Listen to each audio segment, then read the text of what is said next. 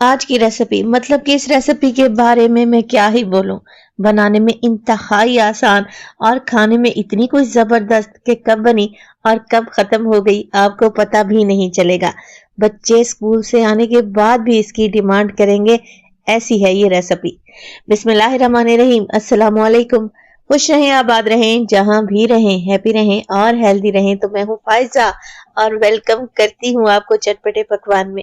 बच्चों के lunch box के लिए ऐसी स्पेशल रेसिपी बना रही हूँ जिसे आपकी शाम की चाय को चार चांद लग जाएंगे। मेहमानों के सामने सर्व करेंगे ना तो मेहमान तो यकीन ही नहीं करेंगे कि ये मजेदार से पिज्जा सैंडविच घर में बने हैं। तो देर किस बात की, जल्दी से रेसिपी स्टार्ट करते हैं। और अगर रेसिपी जरा सी भी अच्छी लगे ना तो लाइक भी कर दें। सबसे पहले तो फ्राइंग पैन में मैंने शामिल किया है 1 टेबलस्पून के करीब ऑयल। तकरीबन 300 ग्राम के बराबर चिकन है जिसको मैंने छोटे छोटे बोटियों में कट कर लिया है। अच्छा, यहाँ पर मैंने चिकन डाला। चिकन को हल्का सा भून लूंगी ताकि इसका पिंक कलर वाइट हो जाए। तो जैसे ही चिकन की शक्ल चेंज होगी शामिल कर देंगे इसमें कुछ मिर्च मसाले। तो सबसे पहले तो मैं चिकन में शामिल कर दूंगी गार्लिक पाउडर यानी कि लहसुन का पाउडर, तकरीबन 1/4 टीस्पून के बराबर। 1/4 टीस्पून इसमें जाएगा नमक। सेम क्वांटिटी में शामिल करेंगे लाल मिर्च का पाउडर और कश्मीरी लाल मिर्च अच्छे कलर के लिए। इसके अलावा हाफ टी स्पून शामिल कर दूंगी मैं धनिया पाउडर। 3 टेबलस्पून दही का इस्तेमाल करेंगे। That's it. इन्हीं मसालों का इस्तेमाल होगा और यकीन करें ये चिकन बहुत ही चटपटा करारा सा बनकर रेडी हो जाएगा। तो यहाँ पर अगर आप लोगों के पास लहसुन का पाउडर नहीं है तो आप 1 से 2 जवा लहसुन कर लें, उसे कूट कर या फिर चॉप करके भी डाला जा सकता है। अच्छा, यहाँ पर काली मिर्च का पाउडर मैं डालना भूल गई थी। 2 चुटकी के बराबर काली मिर्च का पाउडर भी डलेगा। बस जी कुछ भी नहीं करना, मिक्स कर लें सारी चीजों को। और चिकन के इतने छोटे छोटे से पीस हैं, दही के पानी में ही गल जाएंगे। तो मैक्सिमम चिकन को पकने में सिर्फ 5 से 7 मिनट ही लगेंगे। जैसे ही दही का पानी खुश्क हो जाता है, मसाला बोटियों पर अच्छे तरीके से कोट हो जाता है, तब आप फ्लेम को ऑफ कर दें और चिकन को एक साइड पर रख दें।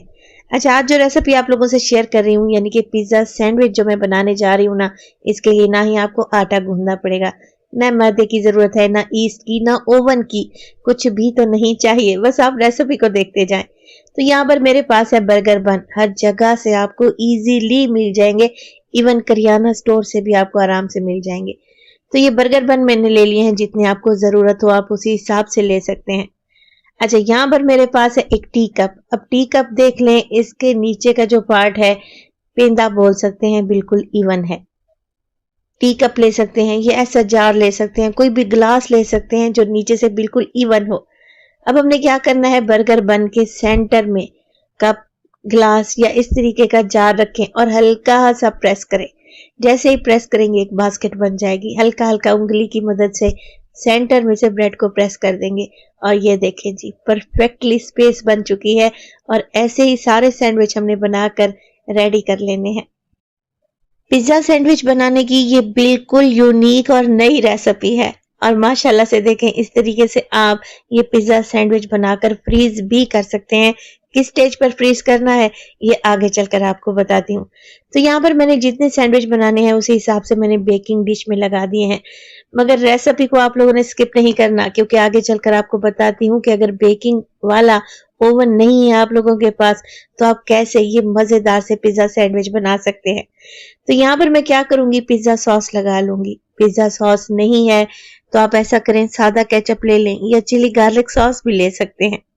1 टेबलस्पून के करीब मैंने पिज्जा सॉस फैला दी है। अब डालेंगे चीज, मोज़रेला और चेडर चीज को मैंने ग्रेट करके रखा हुआ था। तो 2-2 टेबलस्पून के करीब चीज लगा दें। और इसी स्टेज पर अगर तो रेसिपी आप लोगों को जरा बराबर भी अच्छी लग रही हो, प्लीज रेसिपी को लाइक कर दिया करें और चटपटे पकवान को सब्सक्राइब भी कर लें। आप सब लोगों का बेहद शुक्रिया। चिकन लगा दें जितना आपको पसंद हो, वैसे मैं 4 से 5 पीस चिकन के लगा रही हूँ। शिमला मिर्च और टमाटर को मैंने काट कर रखा हुआ था, ये लगा दें। आप प्याज भी लगा सकते हैं, ऑलिव का भी इस्तेमाल कर सकते हैं। सब्जियों के ऊपर भी थोड़ी सी मैं चीज डालूंगी, जब ये मेल्ट होगी ना बहुत ही अच्छी लुक देगी।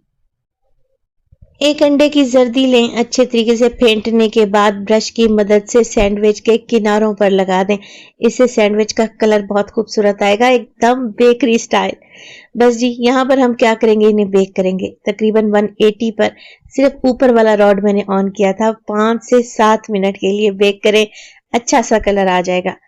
बेकिंग वाला ओवन नहीं है तो एयर फ्रायर में भी आप इन्हें बना सकते हैं, या फिर फ्राइंग पैन या रोटी बनाने वाला तवा तो हर घर में मौजूद ही रहता है। तो तवे को या फ्राइंग पैन को हल्का सा ग्रीस करें। इस तरीके से पिज्जा सैंडविच लगा दें, कवर लगाएं और इसके नीचे एक और तवा रख दें ताकि ये पिज्जा सैंडविच नीचे से ना जले। बिल्कुल लो फ्लेम कर दें। हमने सिर्फ यहाँ पर चीज को ही मेल्ट करना है। ये जो पिज्जा सैंडविच है, इन्हें मैंने ओवन में बेक किया है। आप इनकी लुक चेक करें, यकीन करें देखते ही खाने को दिल कर रहा है। ऐसा लग रहा है गर्मा गर्म अभी बेकरी से लेकर आए हैं।